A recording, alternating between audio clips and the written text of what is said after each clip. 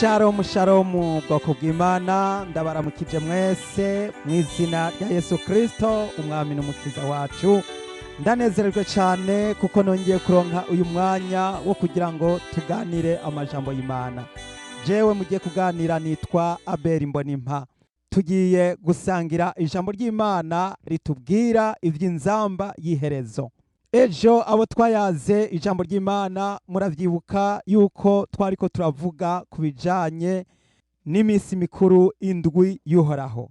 No kuvuga yuko umunsi w'isabato twarabonye yuko uba buri gihe uko icumweru gitashe, buri gihe duhimbaza Imana mu minsi indwi niko ijambo ry'Imana rivuga.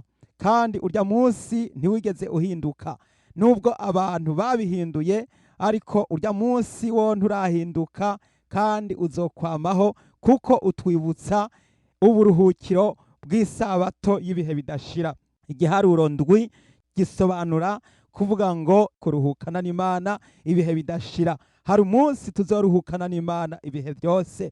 Nico gituma nshuti y'umusaraba ugomba kwama wibuka ko indwi biba bivuze uburuhukiro bw'isabato. Indwi biba bivuze icubahiro c'Imana, uburuhukiro bw'Imana. Indwi biba bivuze ukunengesera kw'Imana, ubwuzure bw'Imana. Rero uno munsi turagiye kuraba muri ya misi mikuru indwi isigaye. Ejo twarabonye yuko iminsi mikuru ine yose ijana n'umunsi mukuru wa Pasika, kubera yuko ibundi iyi minsi mikuru yose uko ari indwi igabuyemwo ibice bibiri nk'uko twayibonye ejo.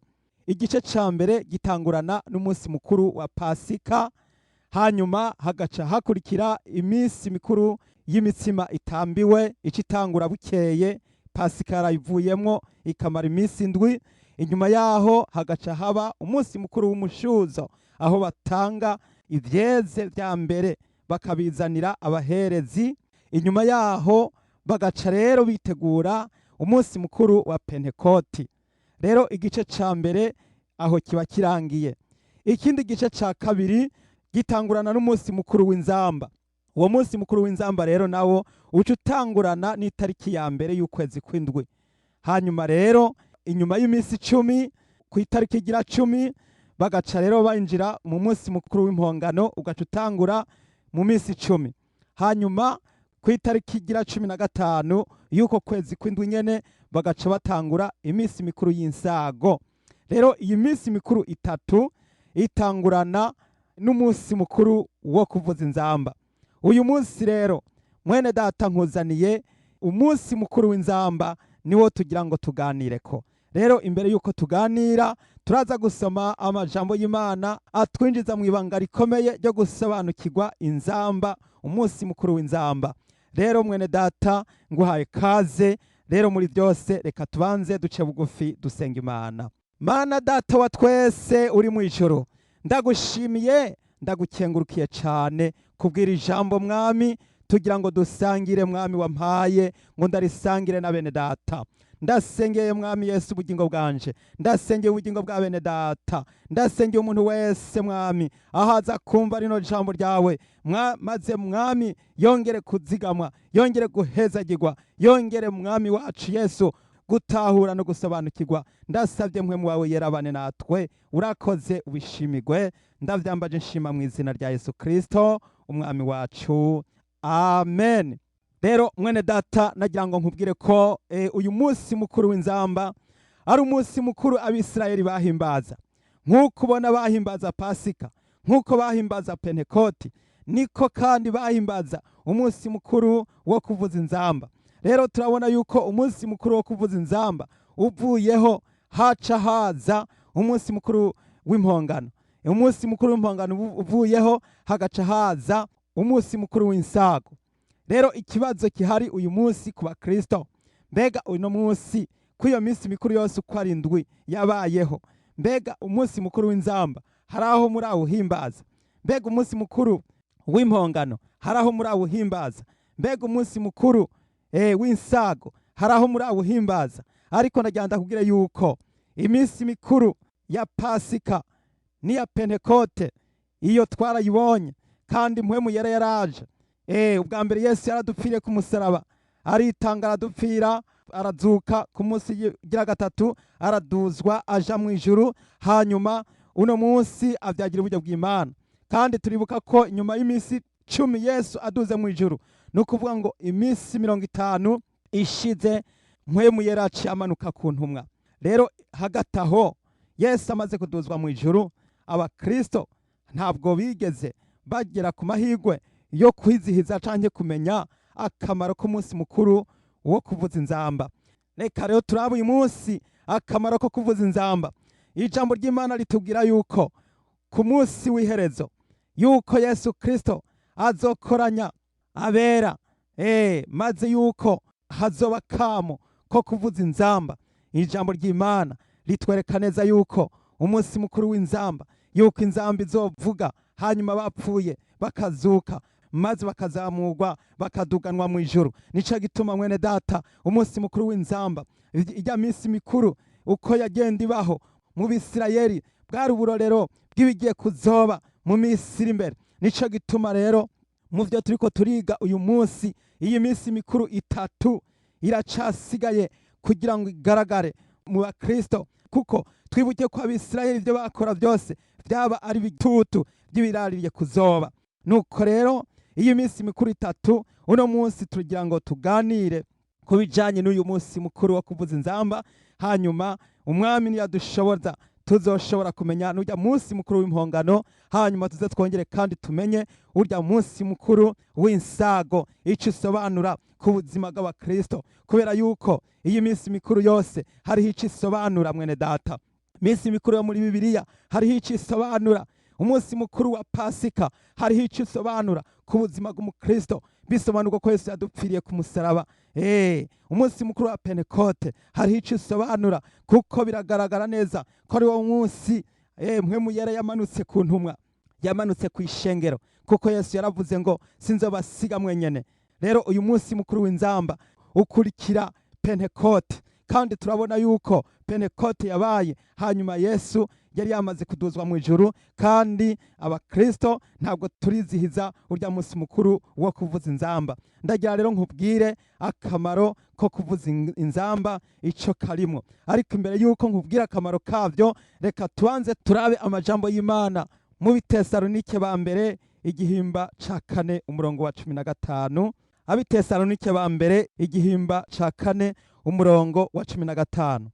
Iki nico tubabwira, ni ijambo ry'umwami twashikirijwe, yuko twebwe abazoba bakiriho dusigaye gushitsa kukuza k'umwami wacu, tutazokwitangira imbere y'abasinziriye na gatoya. Kuko umwami wacu ubwiwe azoza amanutse avuye mu ijuru, aranguruye ijwi rirenga, hamwe n'akamo k'umumarayika mukuru n'inzamba y'Imana. Maze abapfiriye muri Kristo nibo bazobanza kuzuka, maze natwe abazoba bakiriho dusigaye tuzoca duteruranwa nabo mu bicu, dusanganirire umwami mu kirere, niho tuzokwama tubana n'umwami. Bene data bakristo bakozi b'Imana, ndagira ngo mbabwire ikintu gikomeye cyane kiri muri iri jambo. Iyi nzamba izovugwa, twabonye mu ijambo rivuga ngo umwami wacu azovuza inzamba n'akamo karengera. Umwami wacu azovuza inzamba n'ijwi rirengera, azorangurura ngo arangurure ijwi rirenga. Iri jwi rirenga kera ryakoreshwa bariko baregeranya ishengero ry'Abisirayeli, igihe Abisirayeli bari mu bugaragwa, mu gihe baba bariko baravuza inzamba n'ijwi rirengera, kwaba ari gukoranya abantu kugira ngo begerane. Umunsi w'igikorane, umunsi mukuru, umunsi w'ibirori, umunsi w'umunezero, bakoranya bakoresheje ijwi rirengera, kuko hari hacuzwe inzamba zibiri zavuzwa n'abaherezi kugira ngo bahamagare ishengero, ndetse n'andi ma activite canke n'ibindi bikorwa byose byatuma Abisirayeli baterana, havuzwe inzamba. Aho haba ari ku munsi mukuru. Rero hano biragaragara neza yuko abakristo, nubwo tumva mu Bibiliya yuko habayeho iminsi mikuru y'inzamba, ni hehe muziga umunsi mukuru w'inzamba urakogwa mu bakristo mu gihe cy'isezerano risha? Haracarindiriye ishengero ry'Imana turiteze ko inzamba y'Imana igiye kuvuga, turiteze ko Yesu Kristo agiye kurangurura inzamba bidatevye, turiteze yuko hagiye kubaho akamo k'umumarayika mukuru n'inzamba y'Imana. Umwami wacu Yesu Kristo agiye kurangurura ijwi rirenga, maze ngo abapfiriye muri Kristo nibo bazobanza kuzuka. Rero mwene data, tega amatwi wumve igituma uyu munsi mukuru w'inzamba wabikiwe kuzoteranya, kuzohamagara ishengero ry'Imana. Birakomeye kubera yuko n'abapfuye iyi nzamba izoba ari inzamba idasanzwe, izohamagara imigwi ibiri y'abariho n'iy'abapfuye, kandi hazobanza guhamagarwa abapfuye. Iyi nzamba izovuzwa ni nzamba izohamagara abapfuye babanze bazuke, kandi aba bapfuye n'abapfuye bakijijwe, abasinziriye muri Kristo nibo bazobanza kuzuka. Hanyuma natwe abasigaye bariho bari mu mubiri, natwe tuzoca tubonerwa. Nico gituma hacurishijwe inzamba zibiri. Inzamba ya mbere izohamagara abapfuye basinziriye muri Kristo, haleluya. Hanyuma rero inzamba ya kabiri izoca ihamagara abariho bazima. Nico gituma ayo majambo, reka tubanze dusome amajambo, mbanze mbabwire akamaro k'izi nzamba. Hacuzwe inzamba zibiri. Izi nzamba zibiri zacuzwe nk'uko tubisoma mu gitabo cyo guharura igihimba c'icumi, maze dusome ku murongo wa mbere tugira turaba akamaro k'izo nzamba. Kuko hari imigwi ibiri, hariho umugwi w'abazima, hariho n'umugwi w'abazoba barapfuye, ariko bose bazohamagarwa. Kuko turiko turinjira mu gihe c'umuzuko wa mbere. Igihe c'umuzuko wa mbere kiri hafi gushika. Nico gituma mu Kristo ugomba kwitegura kugira ngo umenye ibanga ry'Imana. Twimirije gutahuka mu bwami bwo mu ijuru, kandi kugira ngo twinjire mu bwami bwo mu ijuru hazovuzwa inzamba, kandi iyo nzamba izohamagara abakristo, kandi izobanza guhamagara abapfuye. Pawulo abivuze neza ngo abapfiriye muri Kristo nibo bazobanza guhamagarwa, nibo bazobanza kuzuka, babanze baduge basanganira umwami mu kirere, hanyuma abazoba bariho natwe duce dukurikira. Urumva ko ari imigwi ibiri, urumva ko hari defile zibiri. Hazobanza abapfuye bazuke, babanze bumva inzamba. Muri ico gihe birumvikana ko abariho bazima ntibazoshoka babaduka, bazaba barindiriye inzamba yabo. Reka turabe inkomoko y'iyo migwi ibiri. Raba twumve akamaro k'inzamba. Guharura 10 umurongo wa mbere. Uhoraho abarira Mose ati, uzukore inzumbete zibiri mw'ifeza, uzikoze mu buryo bwo gucura, zize zikubere izo guhamagaza ikoraniro, n'izo guhagurutsa amagugu y'abantu aho bashagaje. Uko bazivugije, ikoraniro ryose rize rikoranire aho uri ku muryango w'ihema ry'ibonaniro. Nibavuza rumwe gusa, ba bakuru batwara ibihumbi by'Abisirayeli aba ari bo bakoranira aho uri. Naho iyo bavugije ijwi rirengera, amagugu yo ku ruhande rw'iburasirazuba azabe ariyo atangura kugenda. Maze mwongere kuvuza ijwi rirengera, amagugu yo ku ruhande rw'ibumanuko azabe ariyo akurikira. Ijwi rirengera rize ribe iryo kuvuzwa ngo bahaguruke. Turamaze kubona bene data yuko izi nzamba ari zibiri, zacuzwe mw'ifeza, ziza gucugwa kugira ngo zizohamagare igugu ry'Abisirayeli. Hariho uburyo rero zavuzwa. Muri ubu buryo zavuzwa hariho uburyo bwo kuvuza ugasa nk'aho uriko urakangura. Iyo bavugije gatoya baba bahamagaye abakuru kugira ngo abakuru bateranire kuri Mose, ariko iyo bahamagaye bagashaka guhamagara igice cy'iburasirazuba baravuza bagatahiriza, basubira kandi iyindi nzamba igira kabiri bakaba bahamagaye igice cy'iburengerazuba, maze bose bagaca baterana. Rero mwene data, uratahuye, urasobanukiwe yuko hariho umunsi mukuru w'inzamba. Uyu munsi mukuru ukunda kuba itariki imwe y'ukwezi kw'indwi mu biharuro by'amezi y'Abisirayeli. Uku kwezi kw'indwi muri Bibiliya, muri ya misi mikuru y'Abisirayeli, iyo uko kwezi kw'indwi niho haba iyi misi mikuru, kandi iyi misi mikuru yatangurana n'itariki ya mbere ukwezi kw'indwi ko muri Bibiliya. Muri ico gihe rero mwene datano uca usobanukirwa nuko muri iki gihe cacu ni mu kwezi kw'icenda, ni hagati y'ukwezi kw'icenda. None rero mwene data, usobanukirwe yuko twimirije kumva ijwi rirengera. Reka turabe icyo umwami Yesu Kristo yavuze mu butumwa bwiza bwa Matayo igihimba ca 24 maze dusome umurongo wa 31. Matayo 24 umurongo wa 31. Azotuma abamarayika biwe n'ijwi rirenga ry'inzamba bakoranye abatoranijwe biwe bave mu birere bine guhera iyo ijuru ritangurira kugeza iyo riherera. Haleluya, haleluya.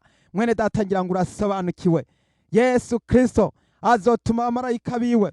Yesu Kristo azobanza gufata inzamba ayivuze ahamagare, hanyuma rero abwira abamarayika atumve rero abamarayika. Haleluya, haleluya, haleluya. Azotuma abamarayika abahamagare n'ijwi rirenga ababwira ati umve rero nimugende munkoranirize abakristo b'iburasirazuba n'ab'iburengerazuba n'ab'ibumanuko n'abo mu buraruko. Haleluya. Reka dusubiremo wa murongo turabe igituma uriya munsi mukuru warashizweho. Subiramo urabe wumve guharura ico bavuze, ukuntu babivuze neza, barabisobanuye. Yesu akora ico Abisirayeli bakora mu buryo bw'igitutu mu isezerano risha guhera igihe Yesu Kristo abereyeho haciye hatangurwa gushirwa mu ngiro kimwe kimwe cyose ku kindi. None rero umunsi mukuru w'inzamba Yesu yagarukirije aho, bisobanurwa ngo uyu munsi mukuru w'inzamba hari igihe hazogera, noneho rero hakabaho umunsi mukuru w'inzamba. Umviriza ico bavuze neza, ukuntu bazivuza nico baba bagamije. Guharura igihimba c'10 duhere ku murongo wa 4 dusubiremo twumve. Nibavuze rumwe gusa babakuru batwara ibihumbi vy'Abisirayeli abari bo bakoranira ahuri. No kuvuga ngo nkuko Yesu yabivuze ati umwami Yesu azorangurura ijwi ahamagare abamarayika babanze baterane, hanyuma ababwira ati nimugende mukoranye abatoranijwe abakristo abakijijwe mubakure mu mfuruka zine z'isi kugira ngo baze baterane, kuko uzoba ari wa munsi mukuru, umunsi mukuru wo guteranira kuri Yesu, umunsi mukuru wo guteranira kuri Kristo. Hazoba hari ibirori bitazoshira vy'umunezero. Hari umunsi mukuru witeguye kuba, hari umunsi mukuru w'inzamba, inzamba y'iherezo niyavuga ku isi. Abapfuye bizeye bakazuka, abariho nabo bazobona ubwiza bw'Imana, hanyuma badugane na Yesu Kristo mu ijuru. Haleluya. Inzamba y'iherezo niyavuga ku isi, abapfuye bizeye bakazuka, abariho bazobona ubwiza bw'Imana, badugane na Yesu mu ijuru. Abanse kumva ijwi ry'umwana w'Imana bagahendwa n'isi bakamwihakana, bazorira cane muri Gihenomu, bazoryanya insya z'amenyo. Mwene data nagira nkubwire yuko turimirije kumva inzamba, turimirije kumva inzamba y'iherezo. Inzamba y'iherezo iri hafi kuvuga. Raba ukuntu n'ubu buryo ukuntu Yesu azohamagara abamarayika ababwire babanze baze, hanyuma babwire, azosemerera n'ijwi rirenga, hanyuma abamarayika akazi bazokora bazoca bagenda hirya no hino mu mfuruka zose, bagende gutora bakijijwe, babakusanye, babegeranye. Mbega mwene data uzoba urimwo, niwisuzume wibaza iki kibazo ati mbega igihe inzamba y'iherezo izovugira, mbega nditeguye, mbega ndagavye, mbega ubwo nta bizombuza, ubwo nta kwaha ngisigaranye zituma iyi nzamba niyavuga nzosanga nasigaye. Mwene data kazoba kamaramaza, abantu benshi bagiye kumaramara kuko bazokwisanga barasigaye batashoboye kumva ya nzamba y'iherezo. Reka tukomeze turabe intumbero y'inzamba, ukuntu umunsi mukuru w'inzamba ukuntu vyari bimeze. Ku murongo wa 5, naho iyo muvugije ijwi rirengera, amagugu yo ku ruhande rw'iburasirazuba azabe ariyo atangura kugenda, maze mwongere kuvuza ijwi rirengera, amagugu yo ku ruhande rw'ibumanuko azabe ariyo akurikira. Ijwi rirengera rize ribe iryo kuvuzwa ngo bahaguruke. Mwene data, aho turasobanukiwe hano turiko turabona imigwi. Abisirayeli bari baciwemwo imigwi ibiri, umurwi w'uburasirazuba n'umurwi w'uburengerazuba. None Pawulo nawe yamaze kutubwira yuko ngo hazovuzwa inzamba.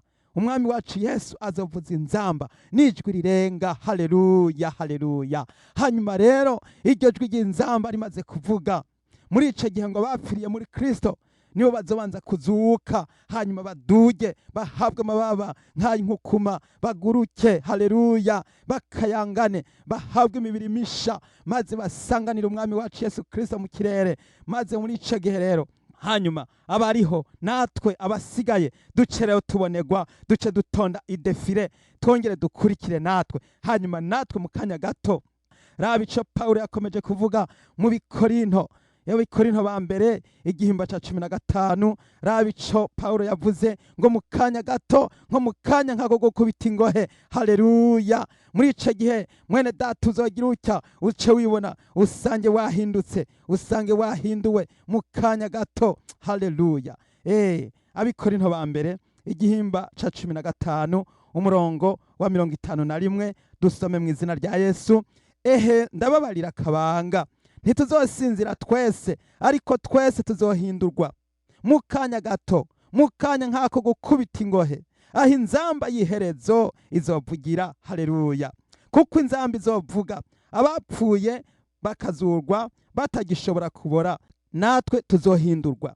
Haleluya. Ngo ndababarira akabanga, ngo ntituzosinzira twese, ngo ariko mu kanya gato, nka kanya kako gukubita urugohe, nico gihe tuzohindurwa. Muri ico gihe uzokwisanga uzubona uhinduwe, kubera ko hari inzamba yiteguye kuvuga, inzamba y'ubushobozi, inzamba y'ububasha, inzamba y'inkomezi. Iyo nzamba izovuzwa n'umwami wacu Yesu Kristo, kandi ngo hari uburyo azoyivuza. Hariho ico bita kurangurura. Iyo nzamba ngo azoyivuza arangurure. Haleluya. Kuko hariho ya nzamba ya mbere yo kubipa.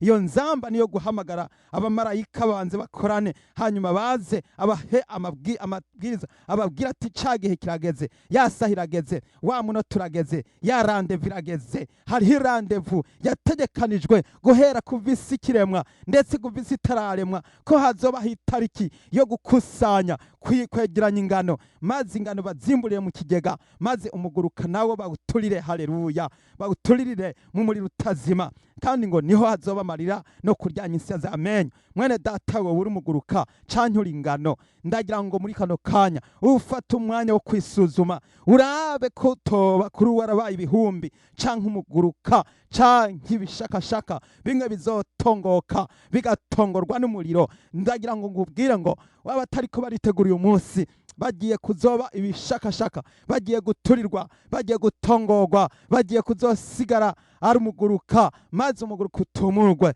Ijambo ry'Imana riravuga ngo araza, kandi ngo aje afise urutaro kugira ngo yegeranye, akubura imbuga, maze ingano azigosore, maze umuguruka awugosore, hanyuma bawurunde, bawutorokanye, bawuturire. Ariko ingano nazo bazegeranye, bace bazishira mu kigega. Haleluya. Kuzishira mu kigega no gutahurukanwa mu bwami bwo mu ijuru. Mwene data, ubwami bw'Imana buri hafi, burashitse, buregereje. Itegure, bamaso, wikangure, umenye yuko inzamba y'Imana iri hafi kuvuga. Muri ya minsi mikuru ndwi turabona yuko twamaze gukora iminsi mikuru 4. Muri iyi minsi mikuru 4 imaze gukorwa, haracasigaye iyindi 3. Iyi yindi 3 rero nayo izotanguranwa no kuvuza inzamba. Iyo nzamba nayo izoba muri Bibiliya hatwereka neza yuko iyo nzamba izovuga ari uko bahamagaye ishengero. Ishengero rizoba riduga rivuye mu mihingo yose, rivuye mu mahanga yose, rivuye mu miryango yose, rivuye mu mice yose. Mwene data, n'igihe cawe eheraba dusubiremo muri ya majambo yo mu butumwa bwiza bwa Matayo 24 umurongo wa 31, ngo azotuma abamarayika biwe n'ijwi rirenga ry'inzamba bakoranye abatoranijwe biwe bave mu birere 4 guhera ijuru ritangurira kugeza iyo riherera. Mwene data, hari n'irindi jambo ry'Imana rivuga ngo aho umuvyimburi hose ngo niho ibinyakabaka bizokoranira.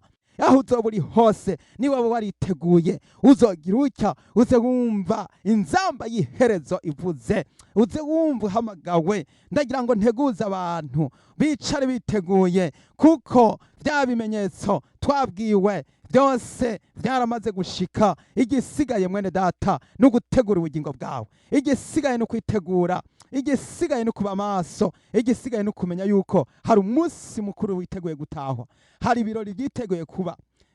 Mwene data, ibangana rya nkubwira uno munsi ni iryuko mwaherekera mwumva ko hazoba ibirori. Igituma hazoba ibirori ni kubera yuko hagiye kuba umunsi mukuru w'ibirori. Haleluya! Nk'uko mpwemu yera yaje ku munsi mukuru wa Pentekote, hari abantu benshi, ibihugu waharura birenga 10 n'ibindi by'abantu bari bahari, bari baje mu munsi mukuru i Yerusalemu. Hanyuma bagaca bumva indimi zabo bariko baravuga umwe wese ururimi rwabo. Ndagira nkubwire rero, hagiye kuba umunsi mukuru w'ibirori.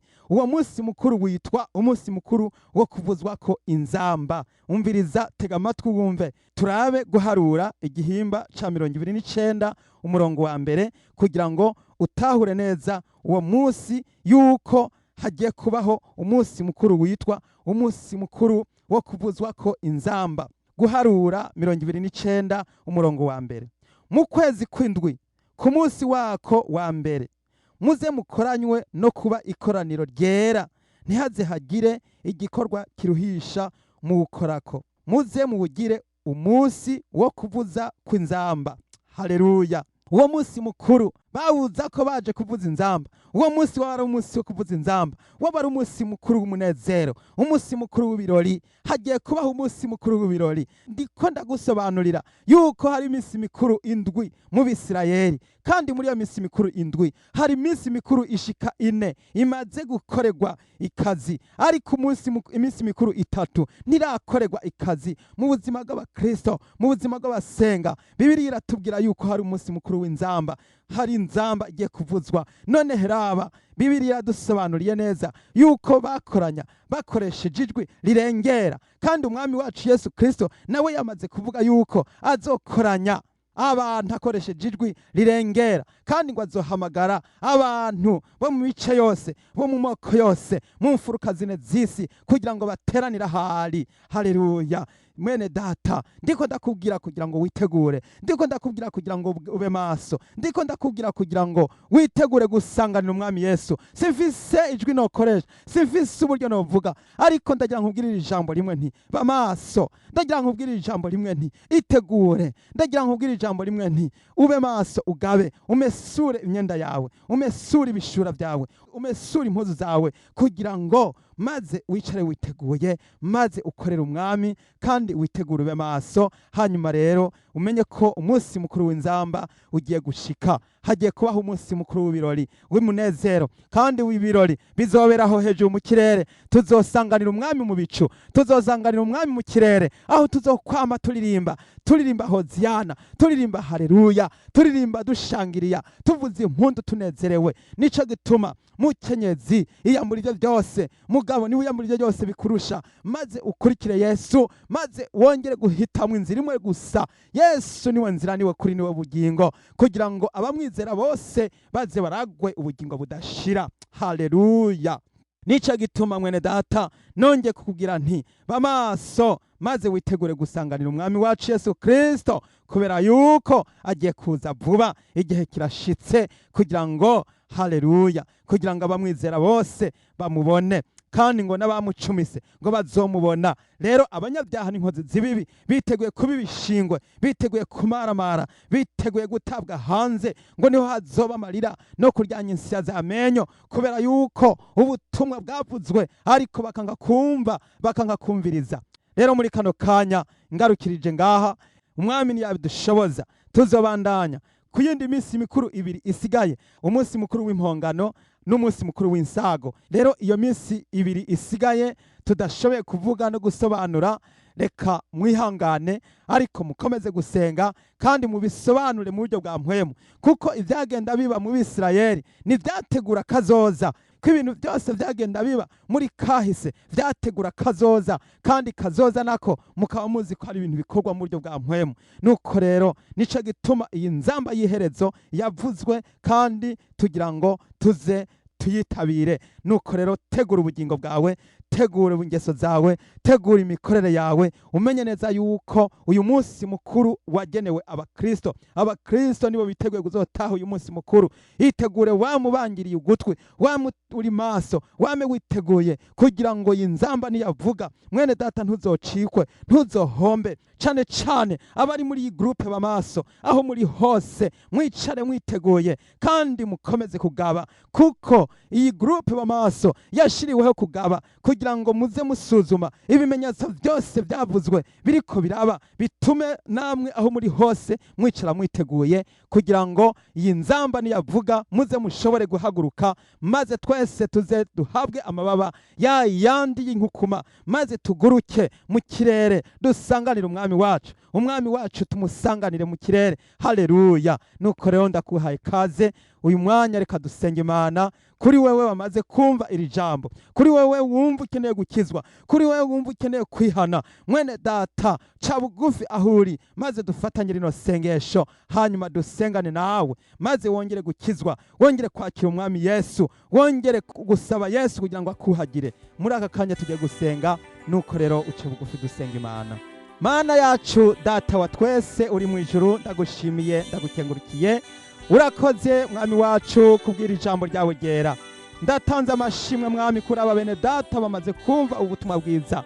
Aho uyu mwene data ari hose ndamusengeye, ikiganza cyawe kimushikeko, amaraso yamubonekeko, yongere kwezwa, yongere kuharigwa ibyaha byiwe byose. Mwami ndamusabiye guharigwa, ndamusabiye kubabarirwa. Uyu muntu mwami Yesu Kristo amaze kumva ko hari aho yaguye, yongere kuvyuka. Amaze kumva ko hari aho yagenze ukutariko, yongere kuvyuka. Amaze kumva yuko hari aho yavuze ibitari byo, wongere kumuharira mwami, maze yongere kuzuzwa mpemu wawe yera, maze yongere kubicari mugisha. Ndakwinginze mwami kugira ngo amazina yiwe wongere kuyandika mu gitabo cy'ubugingo. Urakoze kumwejeje, urakoze kumuhariye, kandi ndagushimiye nanje kungiriye neza iri jambo ryawe mwami. Ndagushimiye yuko mpaye aka kanya nkaba nongeye mwami Imana nzima kuvuga iri jambo mwami. Ndabigushimiye iri jambo wantumye mwami, ndarishikirije ubwoko bwawe mwami. Ibisigaye mwami, wari we wese nakoreshwa na mpemu yera, wari we wese naharigwa ibyaha byiwe, wari we wese niyezwe, wari we wese natunganywe. Ndasengeye gurupe bamaso, ndasengeye abakristo bose, ndasengeye abera bose aho bari hose, bakomeze databuja kwitegura, maze twitegure, isi yose yitegure, abari mu isi bose bitegure, kugira ngo dusanganire umwami wacu Yesu Kristo, kubera ko yiteguye kugaruka kuza gutora ishengero. Ndasengeye abari mu mfuruka zine z'isi, ndasengeye abo mu buraruko n'abo mu bumanuko n'abo mu buseruko, bose hamwe kugira ngo isi yose bitegure, bamesura imyenda zabo, bamesura impunzu zabo, maze databuja habeho kwitegura kugusanganira mwami. Urakoze kubikoze, ndabikengurutse nshima, zina ryawe rihabwa icubahiro mu izina rya Yesu Kristo umwami wacu. Amen.